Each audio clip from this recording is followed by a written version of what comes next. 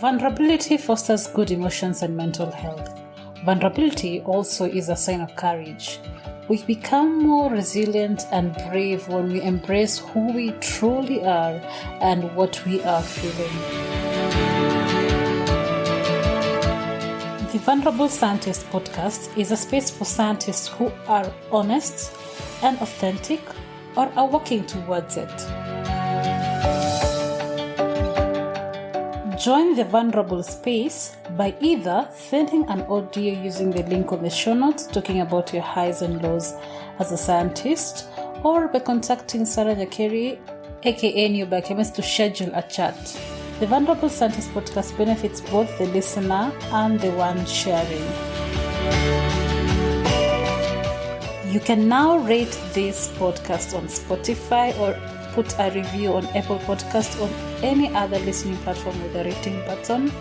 And to share your thoughts, feel free to send an audio message using the audio link, either using your name or anonymously, to be published on the following episodes of the Vulnerable Scientist podcasts.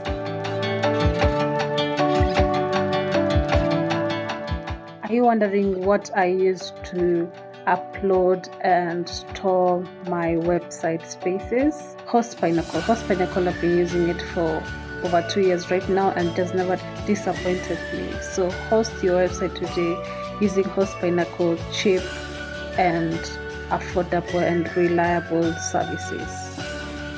To start experiencing Host Pinnacle goodness, click on the link on the show notes and you will not regret your decision.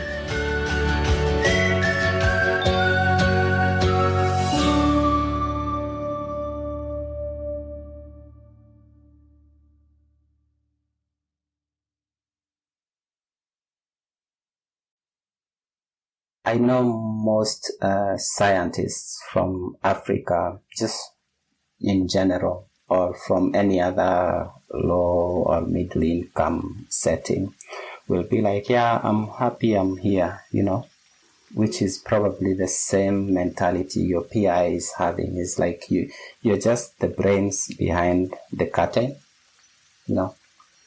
and there is this someone who is sometimes junior to you, but they have the proper facial profile to present the results to the stakeholders. Mm-hmm. And before long, you realize that you just become a technician. They can arrange meetings between this new guy and the leader, and then just instructions channeled back your way. You can tell Fredrick to do this or Fredrick to do that. You can tell Sarah that we have talked and agreed that we should do this. I'm like, if you considered me to be an integral part of this research group, why didn't you invite me to that meeting? Like, you're not part of the decisions or discussions that are made. But you're part of not you're part of, you're the only person who can get the mill going and grinding, to get whatever is required. So you're essential in terms of working, but you're not essential in terms of meeting the stakeholders and communicating your findings. So that's something that I have observed in a few places, and lucky for me, I know when it's time to move on, Choosing yourself again. Yes. And yeah, that's something that it's normally, to me, it's a law, and some people wouldn't consider that. Yeah, I'm okay. Yeah, but then you have to choose your dignity at some point. And if somebody is offering you a job and taking your dignity and your self-worth, then I normally say just keep the job.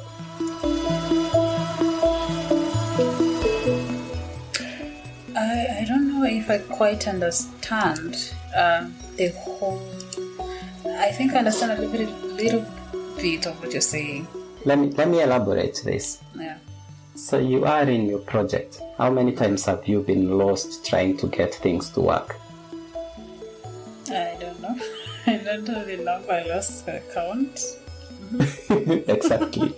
So if you spent 2 years getting lost and found, 1,000 times, and then when you finally find the way, then you're told, hey, Sarah, come here, meet Fredrick. He will be joining this program now. And, you've known Fredrick for the last 2 years. He's been doing his good stuff. Things are going, he's publishing. And then when suddenly your ups and downs become a highway that has direction, it's now a good way. Then you're supposed to hand over your results to Fredrick so that Fredrick can go explain to the Bill and Melinda Gates Foundation, to think of all the other stakeholders. So what would you consider that to be?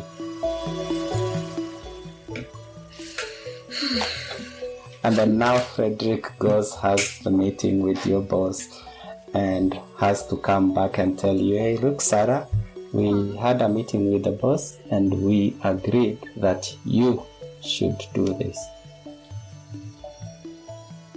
And you're not 2 kilometers away from the office, you're 10 meters. I don't know. So that happens a lot to so many scientists, especially from Africa in the Western world. A lot. Like if you put a poll, and I think I can challenge you to do this when you post your episodes, just ask how many people have been shortchanged when it comes to the time when it matters, when it's your time to shine. To be recognized for your work and the effort that you put, especially when you've been struggling to make it work, then it finally works and you like put under the bus. When you're a scientist, when it's supposed to be prepared, when you're trying to make it work, but when it starts working, you are a technician. No, okay. Okay. It's not like we can't write an email or I can't sit in a Zoom meeting. And especially it's more annoying when there is a meeting that went on with all the stakeholders and then somebody presented your work and didn't use the word we. Then it becomes I, and then the next time you're in that meeting you have to be like, I remember in this one particular meeting I had to stop them and I'm like, well, what do you mean I? You don't even know how to do this thing. So I mean, wow. But then you can only do this so many times before you become that person that is impossible to work with, as opposed to someone who is actually taking a stand to just protect what they have been working on, Yeah. Yes, so there is only so many times you can do this. You can't be stopping people and interrupting them every time. And especially in Australia, I can say like 100%. It's not a culture for some, especially the locals here, to just outright say we. And even in classrooms, you will notice that you're given an assignment, you all give input, and then somebody just intentionally leaves out your section or your input. They think, it's not intelligent enough or it's not sufficient to be included, just for them to be told to put it back in, because they're like, oh, you're missing this thing. And then I'm like, it's not missing because I handed that in. Yeah. That's interesting. I don't know. I don't know. I've never thought about it, or rather I've never encountered it as much to think about it, but that's interesting to hear. I think it's all about, I think, integrity. It is. And I guess even in our own institutions that I get it, there are international institutions that are based in Kenya, for example. I'm 100% sure there are bosses who actually have or had that mentality that Africans cannot be scientists. And so to compensate for that, they go abroad, get scientists when you're still stuck there with your research assistant, position. They get scientists from France, get scientists from UK, get scientists from the US. Like, it's kind of systematic, but it's worse when you find yourself that you are the minority and you are in that setting. That sounds like racism to me, though. Exactly. So normally we call it out, but you can call it out so many times, Anyway, we can move on to the happy times. Okay. Yeah, unless you have a question. No. Yeah, let's talk about the... So one of the happy times, it actually came during my low moments. So that after that scholarship thing was cancelled, and then I have my passport, I put it under the pillow, I'm looking at that visa, and I'm like, oh, this could have been me. It wasn't. So I think the thing that got me out of that misery, just that sobbing, is I had applied for another scholarship through the Dutch government. It was the Netherlands Fellowship program. So 2 weeks, I think it was exactly 2 weeks after this first scholarship was just disposed of, the other students have taken their flights and they are gone to various destinations. I didn't check my email much during that time, and then on this particular day I just woke up and then took my breakfast, and I'm like, okay, it's time to get out of this. Let me just see what has been happening in my emails.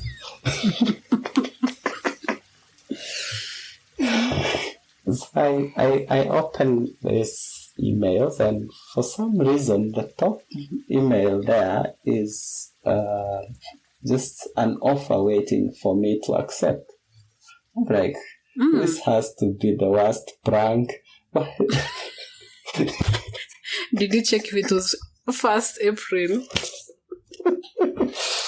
No, it wasn't. But I think that was the thought. I'm like, who's spreading all this BS? Who even believes in these things anymore? I went through interviews. Why is somebody choosing to torture me today when I'm so happy I want to read my emails? And then I'm like, okay, indulge me. So I open and then I read. And then, there is that sense of like things start coming together. So I remember, I went to the Dutch embassy there, Riverside, whatever that road is called, up Chiromo, it's Riverside Drive, right? Yeah, so I went to the embassy there. We filled in some of these fellowships, and I was like, oh, this looks like that thing. And so I had gotten my admission to undertake my favorite program, which was bioinformatics.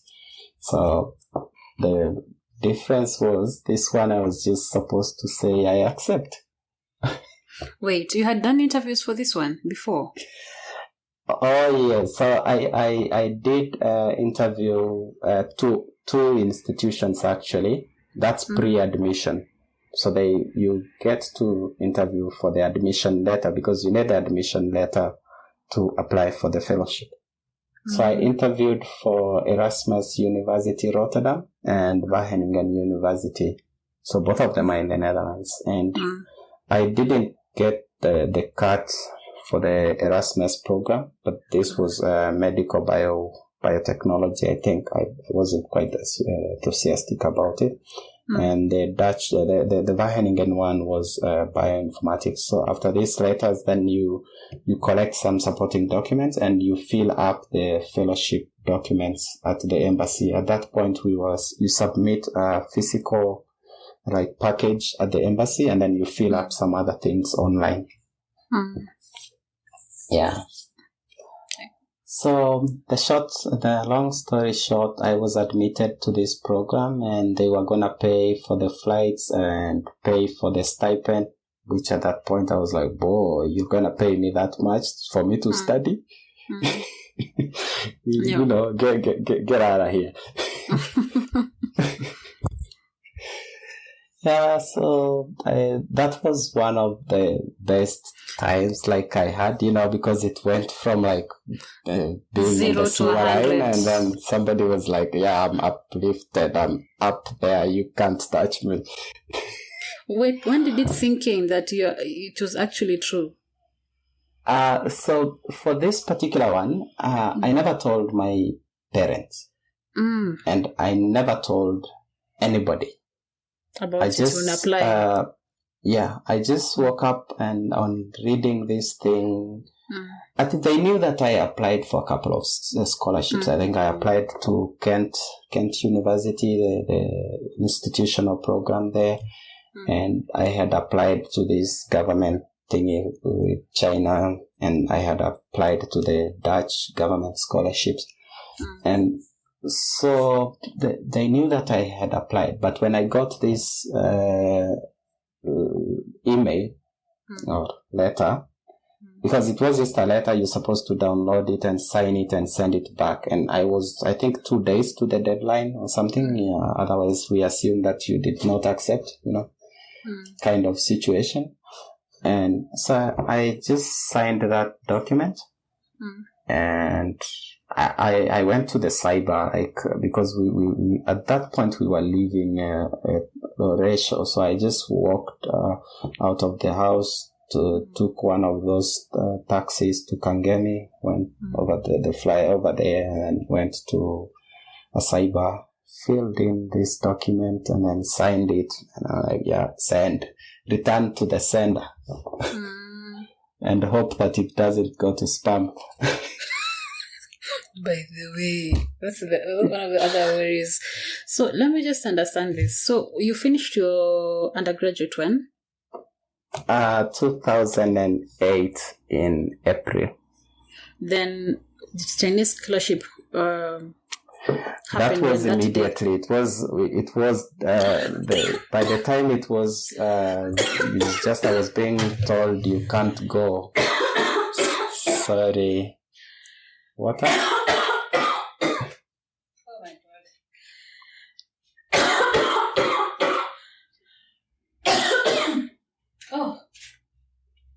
Oh, poor Sarah. You've been laughing at me so much that you held it, and now. Oh my god.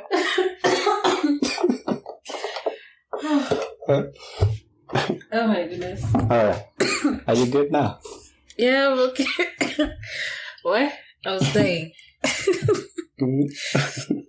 It's not good to be single. Anyway.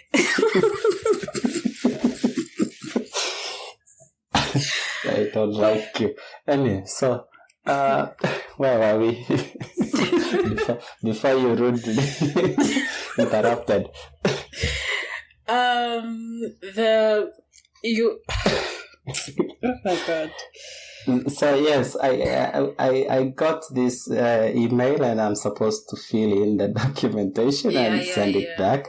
Yeah. So I did that, and then while I was there, I also went back to the website, and then just downloaded some of their information packages and all that. And I guess theirs was the most straightforward, because because I think it works in a reverse way. You don't find funding before you go to admission.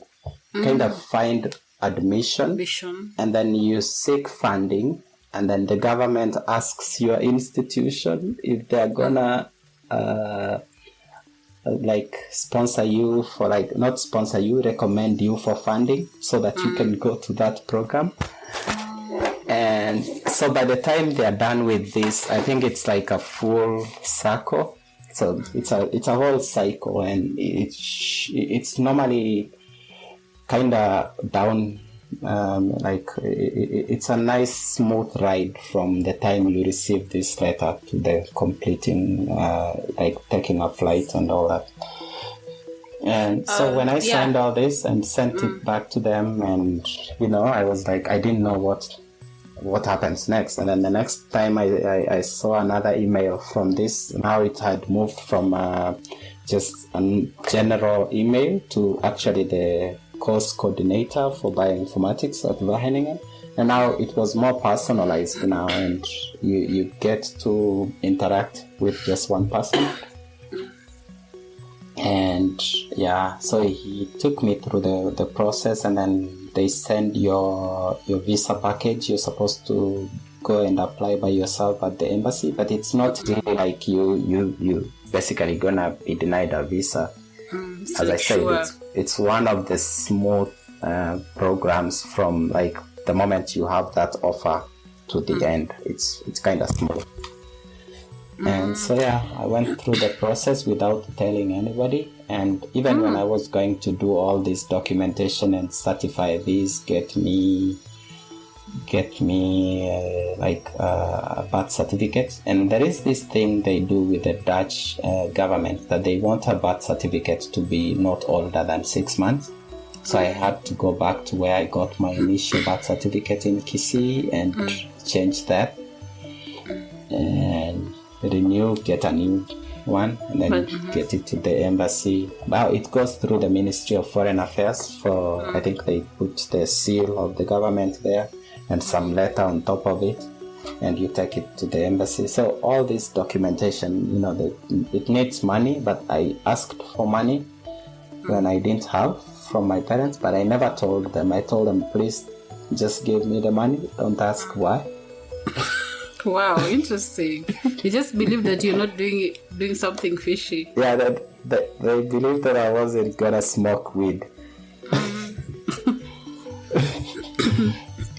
Yeah, so I processed the whole thing, and I actually told them when I got my visa, and then I waited a little longer for the tickets to go through.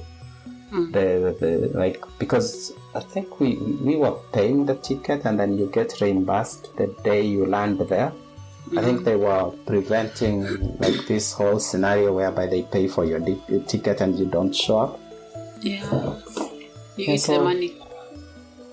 Or the money goes. Because they paid and the money it's a loss for them, so they kind of made it that you just have to pay for the ticket. So at that point, I think I just then told my parents that I think this thing is legit.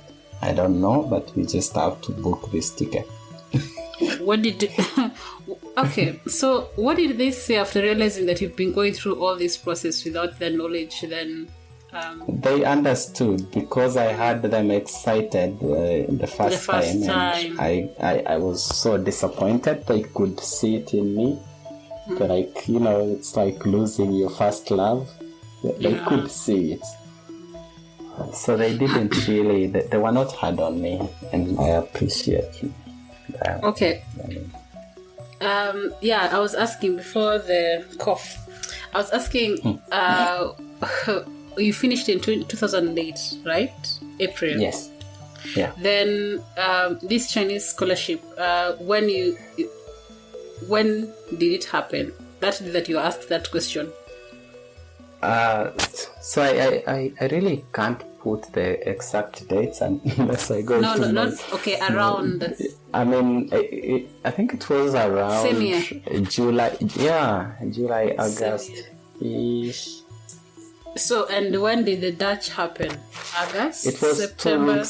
2 weeks, exactly 2 weeks after this disappointment. As I said, I was still sobbing. I was in my parents' house at that time. I'm all disappointed. I had moved back in because I never lived with them when I was in college, and immediately after, when I started working, I kind of lived by myself, And now I had said my goodbyes. I put all the things back to their storage. So I still was just there. Wait, so you got your first job immediately after finishing or before finishing? Before finishing. The national pathology. Nairobi pathology. I knew this guy who was running this pathology clinic and lab at Afya Center when we were still at KU. So I kind of was taking my time there. And when I finished, I just started working with them full time. So here you are, you've gone to, how is it transitioning from Kenya to Dutch? To the Netherlands. Netherlands, yes, to Dutch. Yeah, Dutch is the language, Netherlands is the country, Holland is the province. Okay. Yeah, because some people say Holland, but Holland is just two provinces, North and South Holland. And if you know anything about the Netherlands and any famous thing that exists, you put it in the two Hollands, most likely. If it's Efteling or The Hague, and Amsterdam, Rotterdam.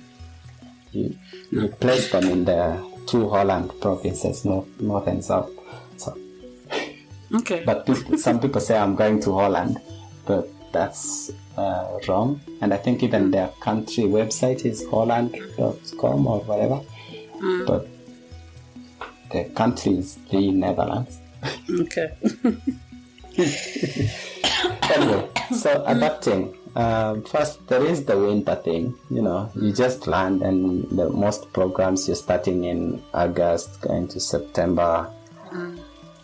And it's kind of tough, you just landed, and then before you finish your orientation, the fall season is here, the leaves are falling, and then before long you have snow.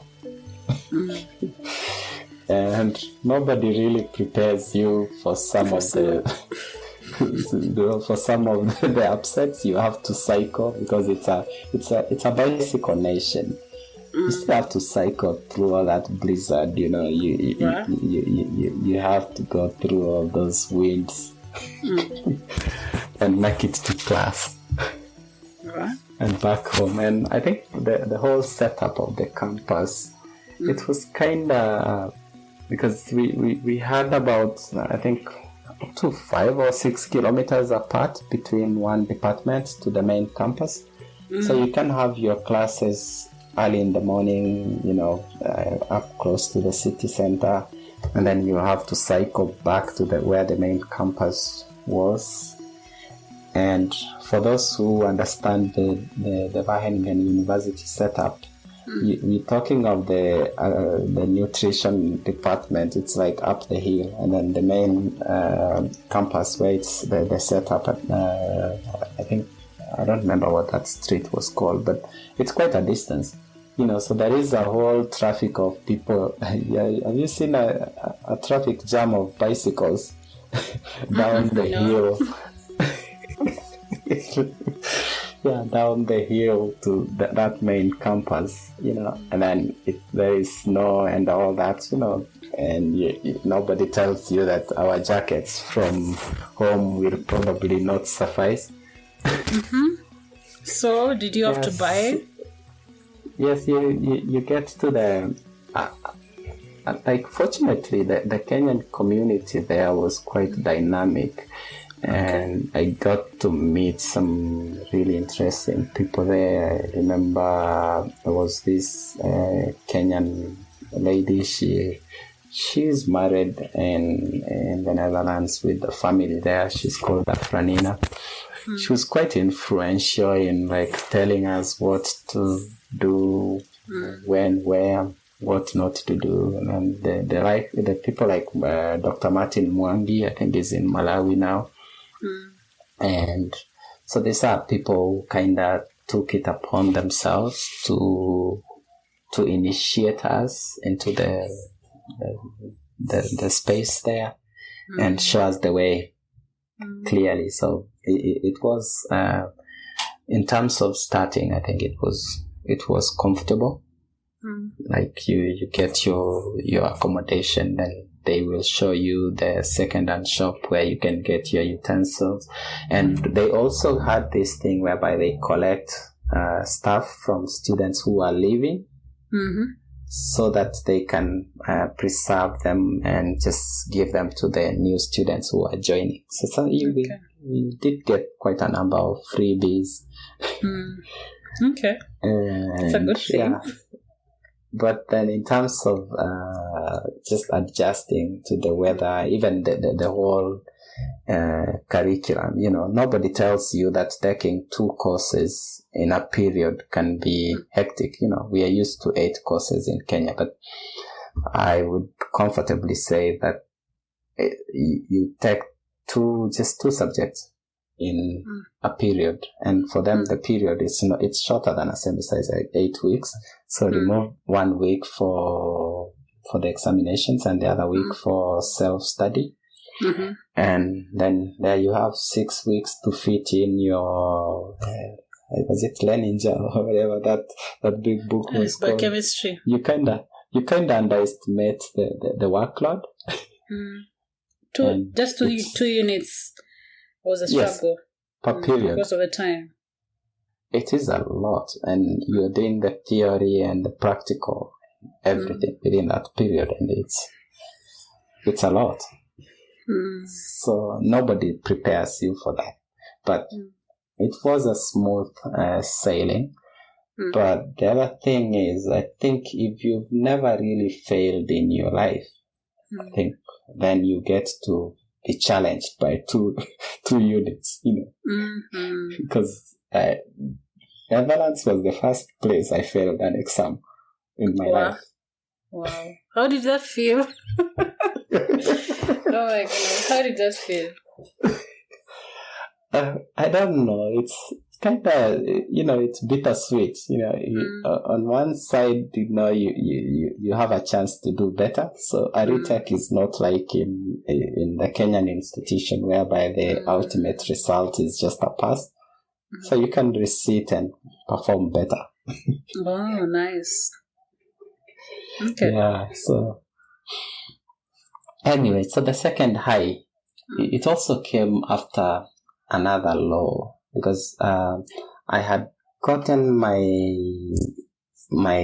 first job.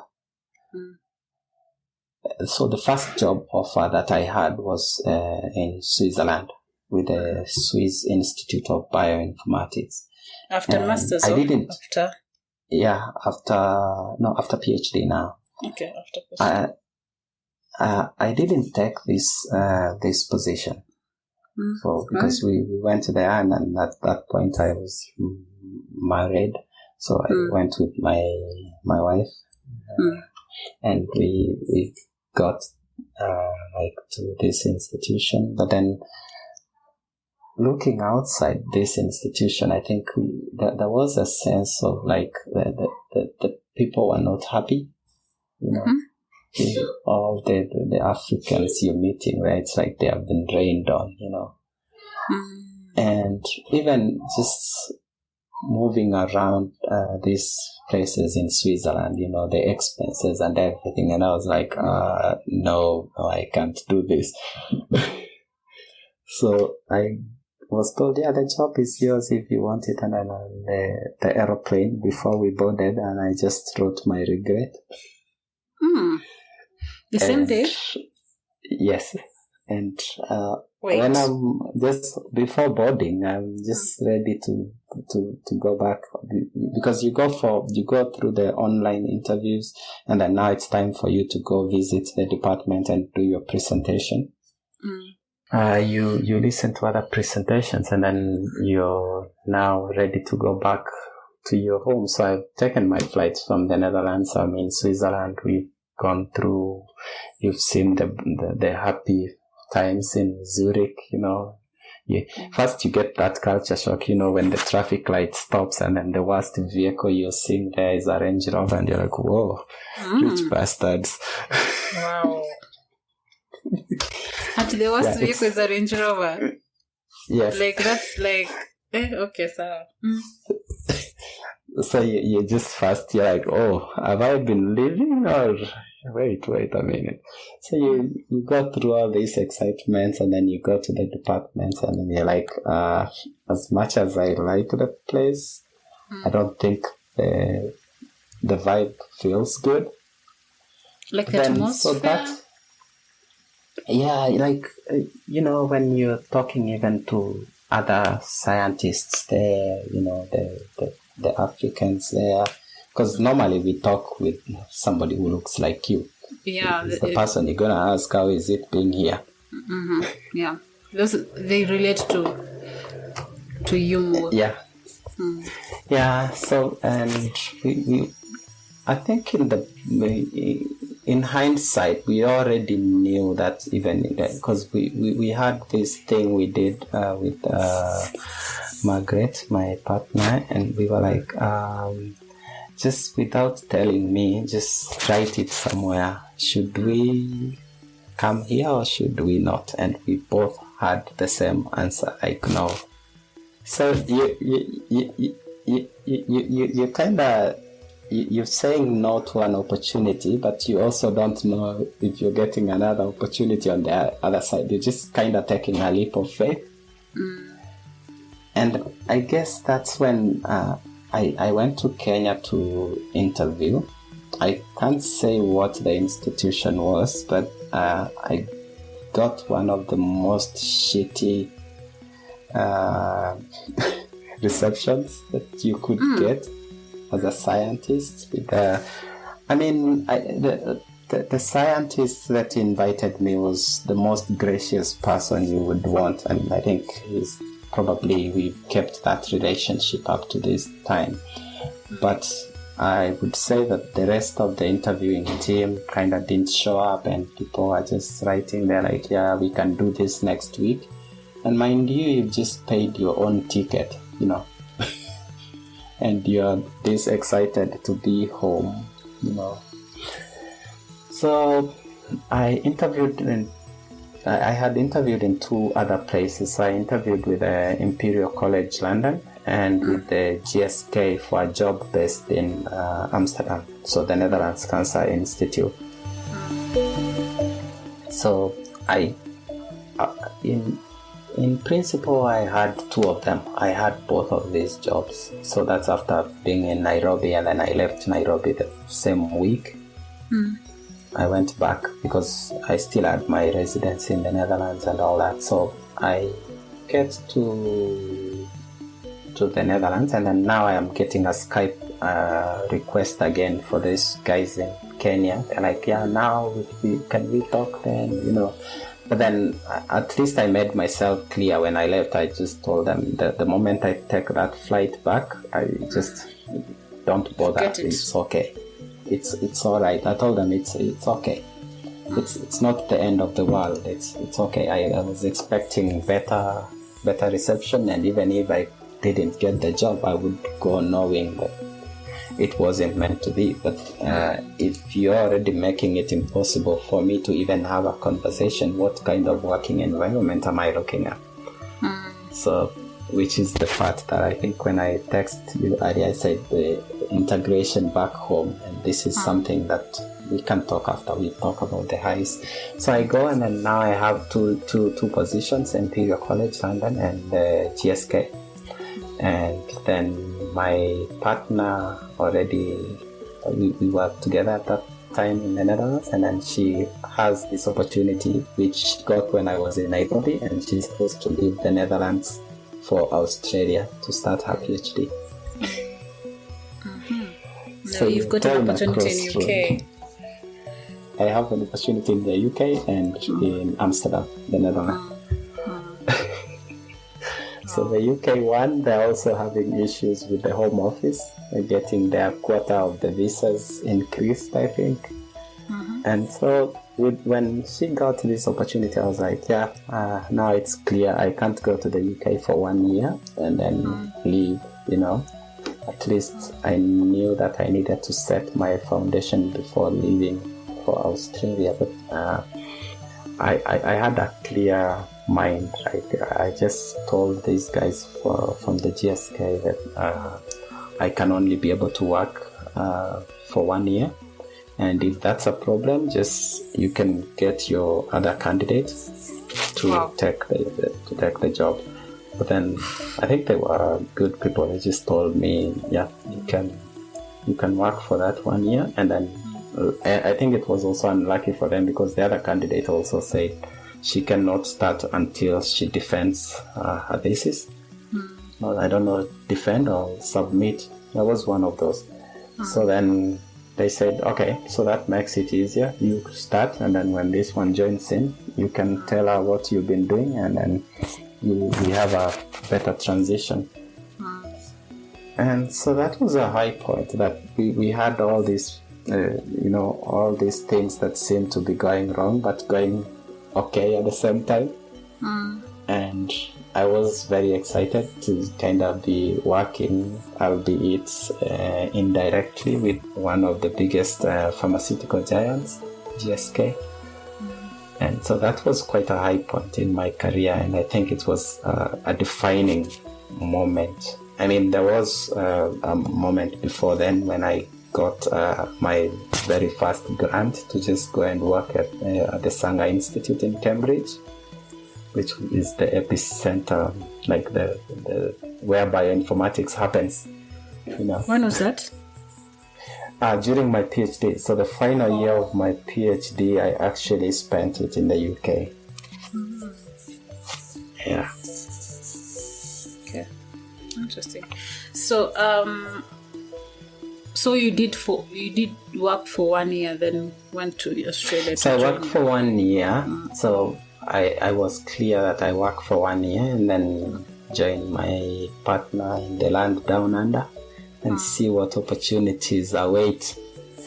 So that brings me to the third high point. So when I was almost about to just complete this 1 year contract, and one of my former college mates at Wageningen, so in the Netherlands, was already in Australia, and she just sent me this note. I mean, she had already met with my wife, and they knew that I was coming, but then I was coming without knowing if there would be an opportunity. So I was gonna come under my partner's visa. It's a blanket exit. And then she sends me this note, and she's like, yeah, I saw that there's this group here that needs a bioinformatics, a bioinformatician, and you can chat with them.